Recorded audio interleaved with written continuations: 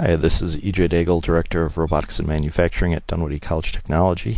I'm going to give you a demonstration of using the EasyBuilder software from Maple Systems to create HMI screens for Maple Systems human-machine interfaces and operator interface terminals.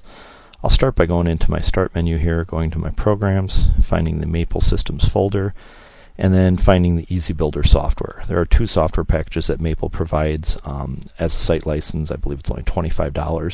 EasyBuilder is the software programming environment, and EasyManager is the communications manager. So I'm going to go into EasyBuilder. When it first comes in, it's going to bring up a screen of whatever the previous thing you were working on. If you've never opened the software, it's going to come up and look something like this, which will be my startup screen or my splash screen. The particular HMI we're going to be using is the HMI504T. Landscape or portrait mode, depends on if you have it mounted horizontally or vertically. We're going to run in landscape, and we'll work with single byte language. I'm going to hit OK. The initial screen, you notice you can have up to 2,000 different screens. So it's from 1 to 1999. The initial screen is screen 10 here. First thing I do when I come into the software is I click on Edit, and I go to System Parameters. And the reason why is I'm not working with this default of a memory map. What I'm going to be working with is an actual PLC. So in today's demo, I won't hook up to a PLC, but in our lab environment, we'd be working with Allen Bradley. But you can see that you have S7 300 from Siemens, you have Omron PLCs, Mitsubishi PLCs, GE PLCs, Matakan. You have lots of different PLCs. I'm going to work with the ABDF1 Micrologic SLC 500 because we're working with SLCs in our lab. We'll leave it on RS-232. I'm not going to change any of the other settings. I really don't mess around with any of the other settings unless there's some particular reason to do that. If I'm having trouble with something communicating, then I may have to change some settings. A lot of times I'll go into the window 10 here and go to Setting, and I'll change this to what I call Home Screen, just to really delineate what that is. And the other thing you can do from here is you can change the background color. I don't like black, so I'm going to change it to this light gray here. So the background color, light gray, hit OK, and now you've got a nice light gray background. A good starting point is to name a screen. So you do have some tools over here such as shapes and text and bitmaps, and if you have a company logo you want on the screen, you can use a bitmap and import it. And then a lot of your actual interface tools are here. Bit lamps, set bit, set word, toggle switches, numeric inputs, ASCII inputs, and bar graphs and meters and all kinds of things over there. So I'm going to start off by just using the text tool just to kind of get us into this screen. Let's go ahead and I'm going to use blue, and I'll make it 32. And I'll call this my home screen. Okay. You'll see it'll come in as a ghost image. Then I can just click when I find it's a good spot that I want to put it, and I've titled this my home screen at this point. This square here, this rectangle, really represents what the HMI screen is gonna look like when we go to do a simulation, or if we actually load it to the HMI. So now what I want to do is I just want to toggle a bit. The way an HMI works is it is a touch screen. It has soft push buttons that are really software-based push buttons.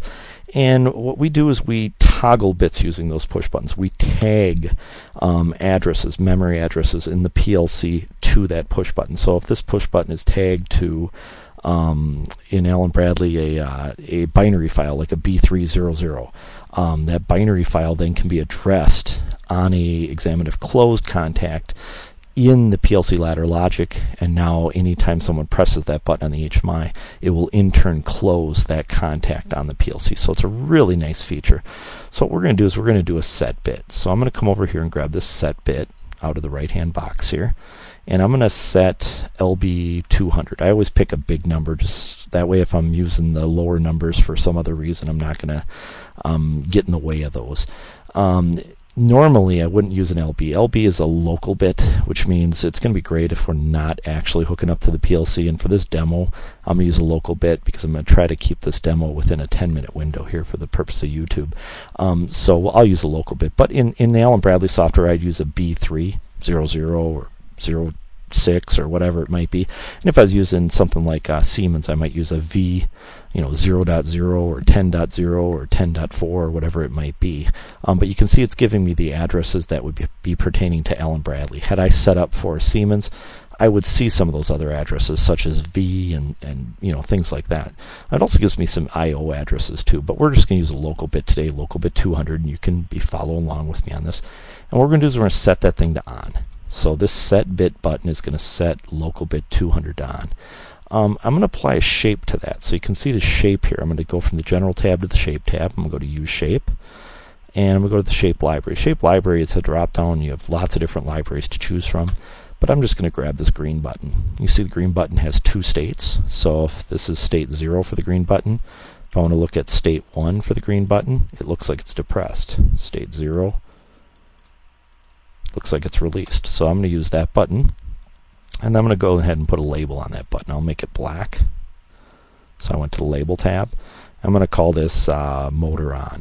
Maybe this soft button would be actually controlling a real-world motor somewhere via the PLC ladder logic. So I hit OK. You can see it comes in as a ghost image. I'm going to just kind of put it off to the left here. There's my motor on icon. You know, I might change my font a little bit. So maybe my label, I'll take it from 32 down to 16. That's a kind of a big font there for a button like this. And then I'll just make it a little smaller. And the neat thing about Maple is at this point I could left click drag a box around that button, right click on the button, make a copy of it, right click somewhere else on the screen and paste it. And now I have two buttons. Okay. And what goes good with motor on would be motor off. So we'll go into this button now. We'll call it LB200. We'll put it to the off state instead of the on state. So this is a secondary button. We'll go to Shape again, but now if anybody would want to guess, we'll go into the Shape Library, and instead of grabbing a green button, we'll grab a red button. So we have an on and an off. Okay, and then in the label, instead of saying motor on, we'll say motor off.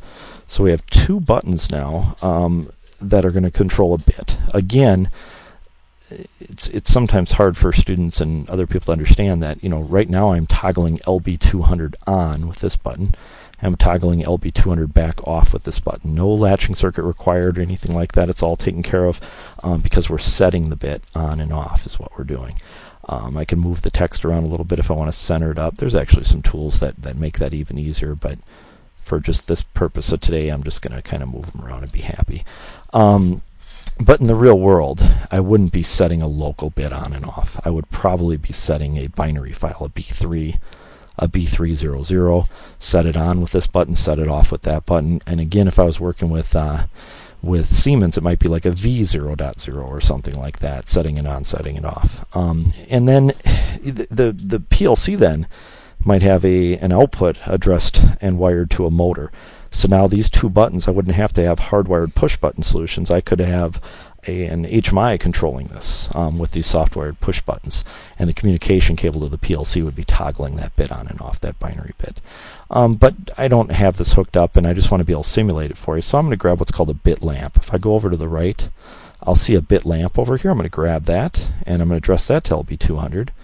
I'm going to put a shape on that, but if you go down to the second button library, button 2, and then scroll down a little ways, you'll find this green LED.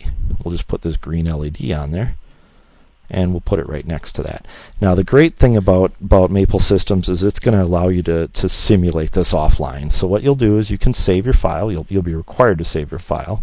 I'm just going to resave it as YouTube Demo 001. It's going to give me some errors because I've already used that name in the past, but I'm going to replace it.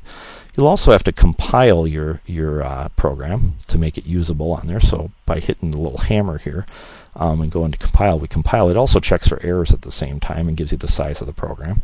And then we can go to offline simulation. If I click on offline simulation, it's going to show the actual HMI screen as it would look once I download this program. So if I hit motor on, I get a light. I hit motor off, I lose the light. On, off, on, off. And that is the basics of Maple Systems programming using HMIs. This will be demonstration number 1 for YouTube in a series of hopefully 3 to 4 demonstrations, and they'll get a little more advanced as time goes on. But please do save this. We will build on this in future episodes. Thank you.